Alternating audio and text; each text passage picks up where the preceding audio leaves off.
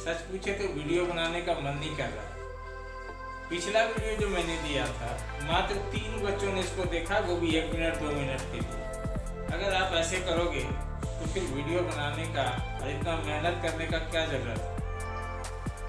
आप सबसे पहले पिछला वीडियो देखोगे, उसका व्यू बढ़ना चाहिए, तब हम ये नेक्स्ट वाला वीडियो डालेंगे। नहीं तो फिर ऐसे वीडियो डालने से कोई फायदा नहीं है, आपको देखना है नहीं। ये बोर्ड वर्क सिर्फ उतार के आप जल्दी से भेज देते हैं। सबसे पहले आपको वीडियो देखना है कि उसमें हम क्या बताएं। पिछला वीडियो जो था स्टूडेंट, वो था कि किस तरह से डिस्क्रिमिनेशन हमारे समाज में प्रिवेल है। और जो अगला टॉपिक है, ये जो आपके बुक में है, the constitution and respect for diversity. जो हमारे देश में डाइवर्सिटी है, जो विविधता है, डाइवर्सिटी का मतलब बताए थे पहले। जो डाइवर्सिटी है और उसके वजह से जो जहाँ कहीं भी भेदभाव होता है, डिस्क्रिमिनेशन होता है, तो उसको एलिमिनेट करने के लिए, उसको कम करने के लिए हमारे कॉन्स्टिट्यूशन ने कौन कौन से प्रोविजंस लाए हैं, क्या क्या किया है। ठीक है, तो इस वीडियो में हम वही जानने वाले हैं कि हमारा कॉन्स्टिट्यूशन डिस्क्रिमिनेशन या डाइवर्सिटी को रिस्पेक्ट कराने के लिए कौन कौन से उपाय किया है। हम लोग जानते हैं कि जैसे ही भारत को आज़ादी मिली 1947 में, उसके साथ ही भारत का संविधान भी बना, कॉन्स्टिट्यूशन भी बना। और जो कॉन्स्टिट्यूशन बनाने वाले थे उनको ये अच्छी तरह से जानकारी में था, उनके नॉलेज में था कि हमारे समाज में जो डिस्क्रिमिनेशन, इनइक्वलिटीज है, उनको वो ध्यान में रखे हुए थे और सब लोग बराबर हों, सबको इक्वल राइट मिले। इसके लिए उन्होंने संविधान में बहुत सारी बातों को जोड़ा था कि समाज में, हमारे समाज में, हमारे सोसाइटी में जो विसंगति है, जो डिस्क्रिमिनेशन का भेदभाव है, उसको किस तरह से कम किया जाए। The Indian Constitution grants the right to equality to all the citizens of India. हमारा जो कॉन्स्टिट्यूशन है वो हमें अधिकार देता है कि सभी भारत के सभी नागरिक बराबर हैं, कोई भी विशेष और कोई भी कम नहीं है। Everyone equal before law, सभी लोग कानून के सामने बराबर होंगे, चाहे वो किसी भी जाति के हों, किसी भी धर्म के हों, किसी भी रंग वाले हों, अमीर हो, गरीब हो, कानून सबके लिए एक होगा। और government can not discriminate against anyone appointing someone for a government job. किसी को भी सरकार किसी के साथ भी, किसी भी भारतीय नागरिक के साथ कोई भेदभाव नहीं कर सकता है।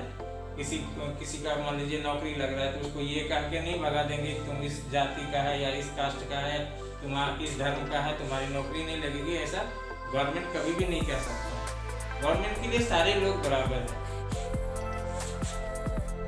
यहाँ हमारे कॉन्स्टिट्यूशन में महिलाओं के साथ जो बहुत भेदभाव का व्यवहार होता था पहले, उसे भी ध्यान में रखते हुए महिलाओं को विशेष सुविधा दिया गया। उसके लिए कुछ ज़्यादा बेनिफिट्स दिए गए।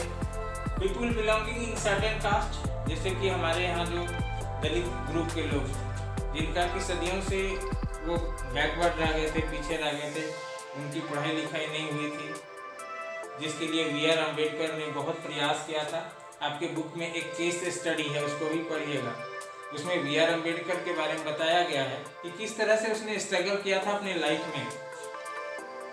वो महार जाति के थे, महाराष्ट्र में उनका जन्म हुआ था। महाराष्ट्र जो मुंबई जिला है राजधानी, वहाँ पे महाराष्ट्र में ही उनका जन्म हुआ था। और वो और उनके भाई जब स्कूल जाते थे तो उनके जो टीचर थे वो स्कूल के बाहर ही बैठाते थे, क्लास के बाहर। कुएं से वो स्कूल में जो भरा रहता था उससे वो पानी नहीं पी सकते थे, जिसकी वजह से कभी कभी तो वो पूरा दिन प्यासा ही रह जाते थे।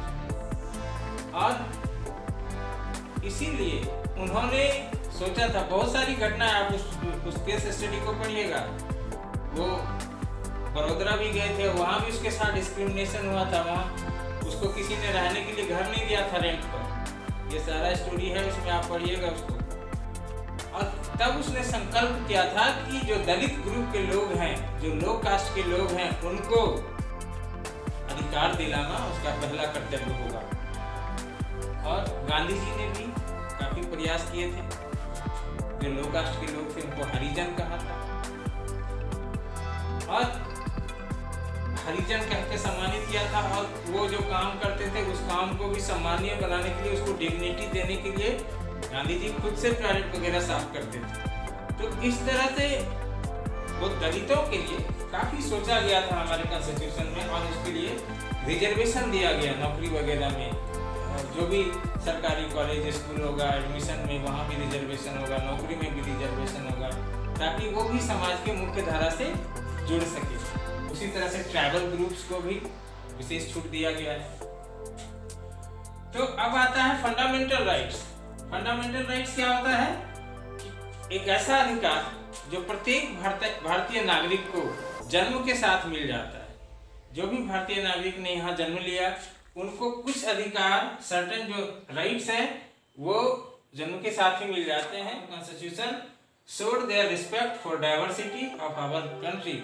हमारे संविधान के जो निर्माण करने वाले लोग थे B.R. अम्बेडकर जैसे, उन्होंने ये समझा था कि हमारा देश डाइवर्स है, यहाँ अलग अलग जाति धर्म के लोग रहते हैं, अलग अलग भाषा बोलने वाले लोग रहते हैं, अलग अलग कल्चर वाले लोग रहते हैं। भविष्य में इनमें टकराव हो सकता है।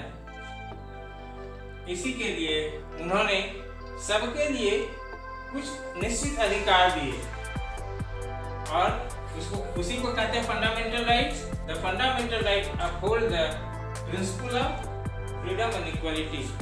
जो हमारी आज़ादी है और हमारा जो समानता का अधिकार है, इसे अपहोल्ड रखता है, इसे ऊपर रखता है। Every citizen of India irrespective of caste, creed, race and religion. Bharat के प्रत्येक नागरिक, चाहे वो किसी भी कास्ट की हो, जाति के हों, किसी भी धार्मिक समुदाय के हो, किसी भी मूल के हो, किसी भी धर्म के हो, उनको सर्टेन राइट्स मिलेगा। वो राइट है जो फंडामेंटल राइट्स है, वो साथ है, वो इस तरह से है। राइट टू इक्वलिटी, समानता का अधिकार, राइट टू फ्रीडम, आज़ादी का अधिकार। इसके बारे में और से डिटेल से हम लोग क्लास 6, 7, 8, 9 सब में पढ़ेंगे। राइट अगेंस्ट एक्सप्लॉइटेशन, कोई हमारा शोषण ना कर सके, हमारी मजबूरी का फायदा ना उठा सके, उसके लिए राइट अगेंस्ट एक्सप्लॉइटेशन है। Right to freedom of religion, हमें अपने धर्म को मानने की आज़ादी है, हम अपने मन से किसी भी धर्म को माने, उसमें सरकार या कोई भी आदमी कोई हस्तक्षेप नहीं कर सकता है। राइट टू कॉन्स्टिट्यूशनल रेमेडीज, संविधान में संशोधन का अधिकार भी है हमें। संविधान की कुछ बातों को हम संशोधित कर सकते हैं, अलग कर सकते हैं, जोड़ सकते हैं।